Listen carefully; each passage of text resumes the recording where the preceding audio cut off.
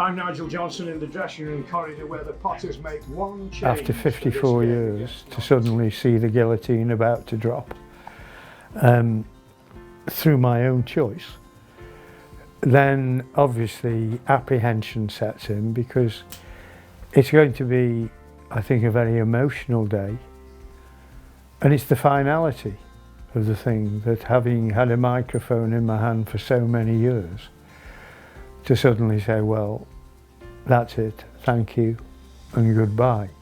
I've been very, very fortunate to have had the career that I've had, to have been able to be in the teaching profession for 36 years. But then I smile when I realise that I've been in broadcasting for 54 years. We're hugely proud of him. To have been ahead in 2 or 3, or certainly 2 of the biggest schools in Stoke-on-Trent, but at the same time to have had a second career. He's done it because he loves it and because he thoroughly enjoys it. To do it at the level he's done it is incredible. You know, you take your hat off to anybody who can work in the media, which is at times can be difficult, and do it as well as he's done it, and be looked upon by all generations as somebody who's worth listening to. The sustained quality and longevity, we're not just talking about years, we're talking about decades, is monumental. And it's unprecedented around here. It's probably unprecedented nationally. You know, the guy's an institution. You'd often joke he should be in one, but that's just his sense of humour. And how he did that, combining a full-time job as a headmaster, which is what he was, I'm not quite sure, really. As headmaster, he had some sway about the time he could take, and I always felt that when he needed to, and he wanted to, he could.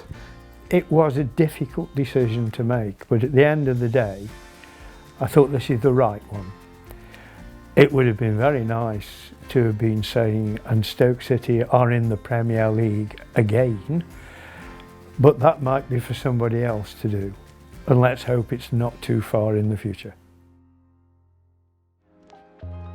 Stoke City was my team. The love of going to watch the matches, when they succeeded, how you were buoyant when you left, how you were depressed when they lost, but you were always looking forward to the next game. But yes, red and white striped shirts, white shorts, red and white stockings. That was the one. Nigel, being a Stoke fan, I wanted to harness that enthusiasm as well. He always kept it professional and tried to keep it balanced, but at key moments in big games, that passion really did shine through, and I think that was great. I never saw anything wrong with that. If you can't have a tinge of bias as the commentator and reporter for your local team, then what's it all about? And I thought, let's run with that. How can you be unbiased when you're brought up a Stoke fan, you want to be a Stoke fan, and you want Stoke to do well? So this is what we are, but we'll try to be fair, and that's why he always is. He is a Stokey through and through. Yeah, I mean, he'll always look out for Stoke's results. He'll hopefully be welcome to watch the odd game as well, but you know, he'll always look out for them and always wish them nothing but the best. This was presented to me in 2013 when I was 70, and it was given to me in the Anfield dressing room, the Stoke-Liverpool match. Dave Kemp, I was going to do the team news, and he said, well, just come down here with me at the moment. I said, well, where are we going? He didn't tell me.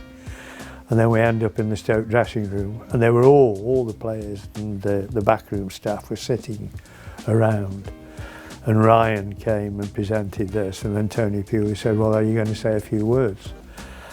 And it was fortunate because I said, this is the very first time I've come with Stoke City to Anfield, and you've been above them in the table.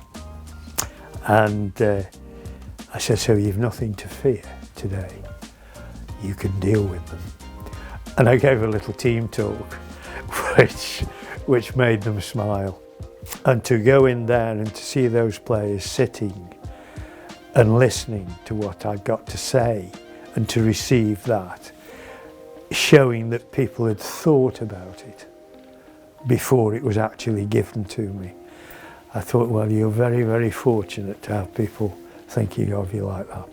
He is a massive Stoke fan and he knows the history inside out, and obviously you can't have an history of Stoke City without Sir Stanley Matthews in it. One of the proudest moments I think for him was when the club asked him to set up the Sir Stanley Matthews Foundation. Probably not many Stokies know that Dad led the fundraising to put that amazing statue of Sir Stan outside the Bet 365. And on the long journeys, you know, the talking we did, but if there was a lull in the conversation, one of us would just toss in a little grenade and say, "Nice, Sir Stanley Matthews, his great hero, do you really think he'd cut it in the modern game?"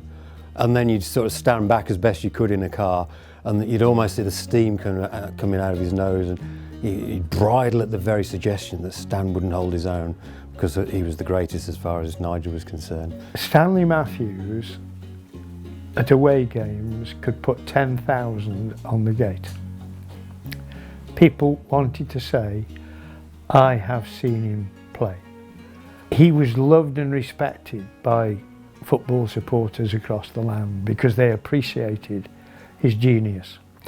He was called the Wizard of Dribble, and my word, he left players on the backsides. He was superb. And on his last game, 1965, when he said farewell, and all the players from all over the place came to the Victoria ground. Lev Lashin, the Russian goalkeeper, and Ferenc Puskás, the Hungarian striker, they put him on their shoulders.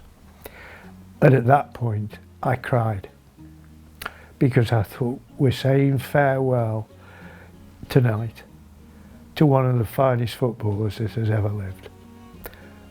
And he was a Potter. He wore the red and white stripes.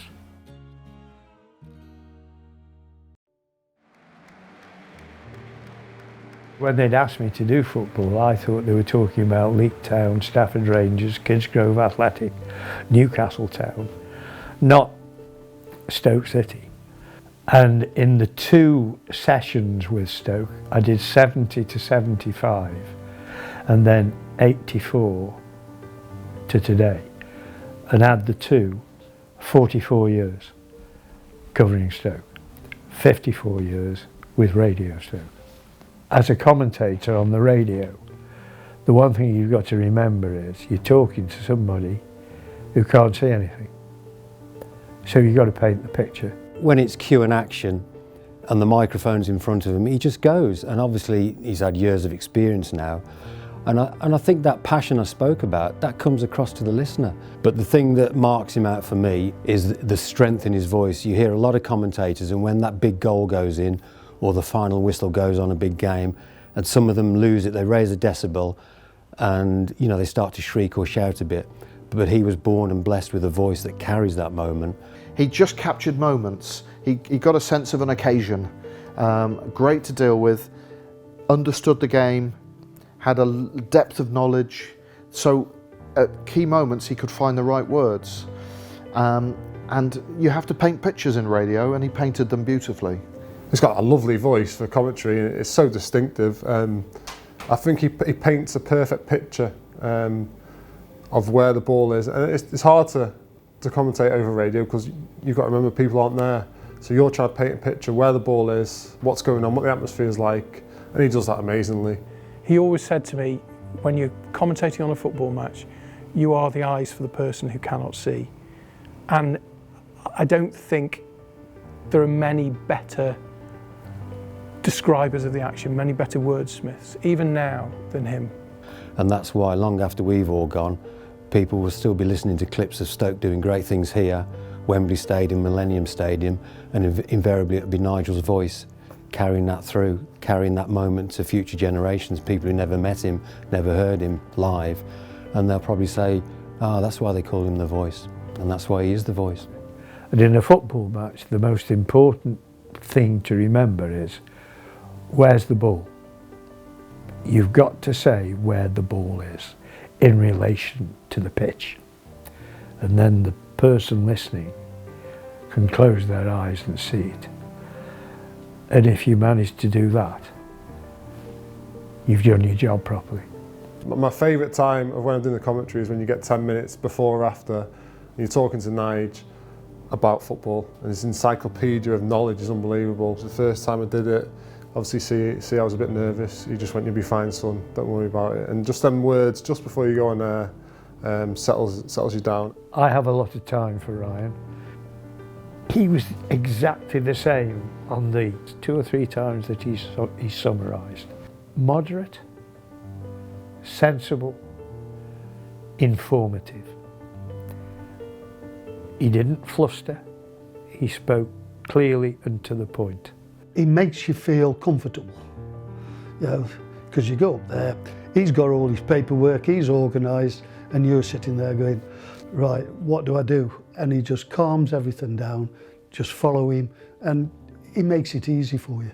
He makes it extremely easy to work alongside him.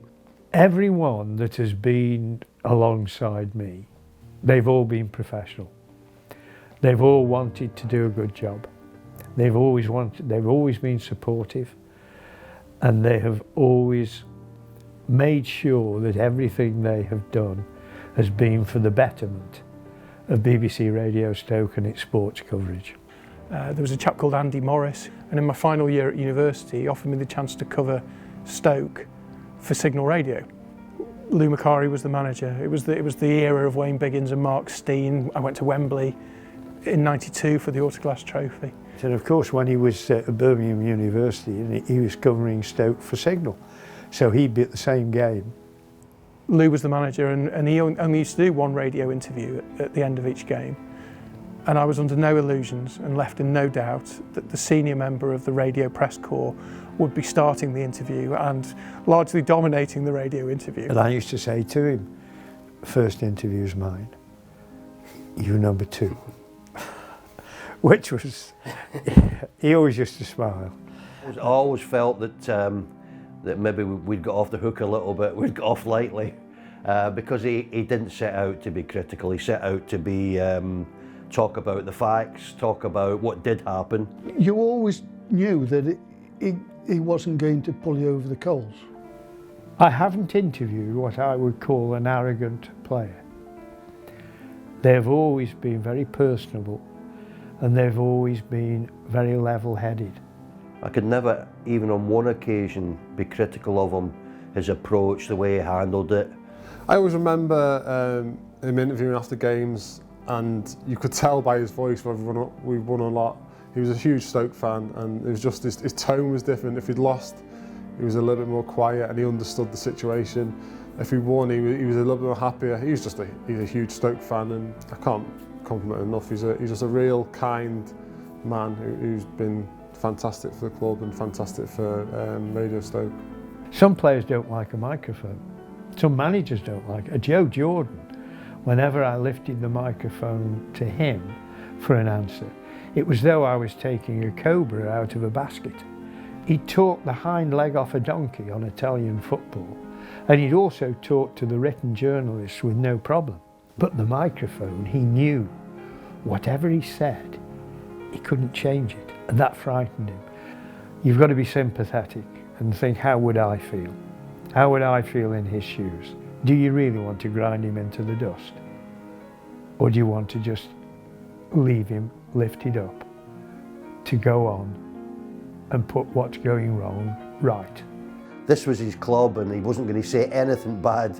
To do that over a number of years is pretty difficult to do, but Nigel managed to do it because he didn't feel that he wanted to do that and didn't feel he had to do that. That was other people's job to be critical and pass comment. But I've been lucky that the vast majority of them have been very approachable people, and it's been a pleasure to work with them. And I've always appreciated their kindness to me. Some of his little idiosyncrasies, I think we'll probably retire with him. The lip of the centre circle, the red and white stockings. He's probably the last person in football that calls them stockings, but he'll maintain that that's the correct term. Edge of the D to the lip of the centre circle. Drills the ball across by JINGO. Where do those come from? They come from my mind. They come from my mind. And I think I used the word not so long ago, they've had a tantoozling. because somebody said to me, "Is that a word?" And they actually went to look it up, and they said, "Yeah, it is a word." And I said, "Yeah, tantoozling." Yeah, the lip of the centre circle, inside right channel, hugging the touchline. It's important that you paint the picture, and I've been very lucky that I've had the luck to be able to paint that picture for people to close their eyes and be there. And I think the highest compliment that can be paid is for someone to say, I'm in my armchair, but I'm at the match. It's from the end of the season DVD after promotion. What can you remember about that time and that club in particular?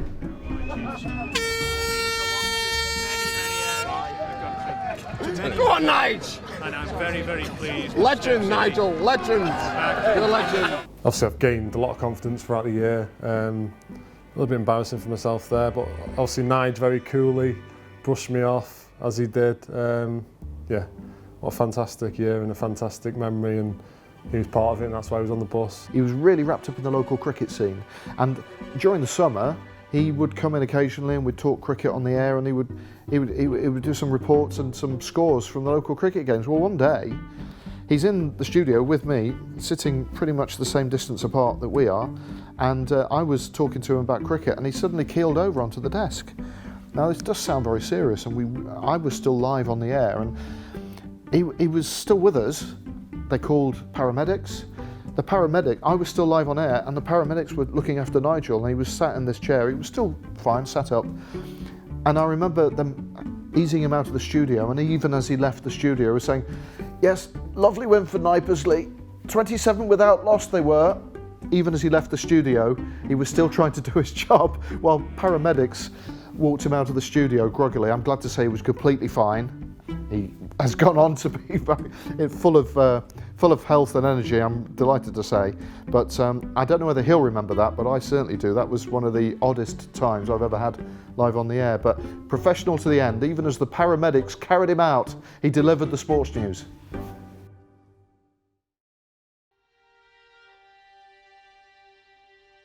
I shall miss the adrenaline on match days, because my tummy has always been swirling around before I've started. I'm going to miss it, Ryan, of course I am. 54 years is a long time. But then I'll have to sit down and say, there are stops in music, and my tune has come to an end. But I've enjoyed every minute.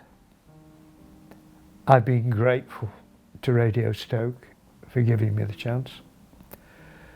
And I wish whoever takes over from me every good wish, because I'm waiting for someone to say in the very near future, Stoke City are back again in the Premier League.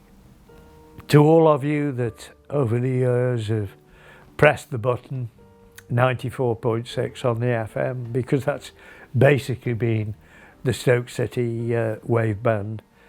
Thank you for listening. Thank you for your very kind comments when we've met, and you've said how you enjoy listening, because that's the important thing. Continue listening to BBC Radio Stoke, and continue to support Stoke City Football Club, because okay, at the moment they're in the Championship, but the future is going to be bright. And let's hope, as we've been saying in this interview, that it's not going to be long before they're back in the big time where they should be. And once again, thank you so much for giving me your time and your ear on the commentaries that have been done over the last 54 years. Thank you very much indeed, and all the very best to you.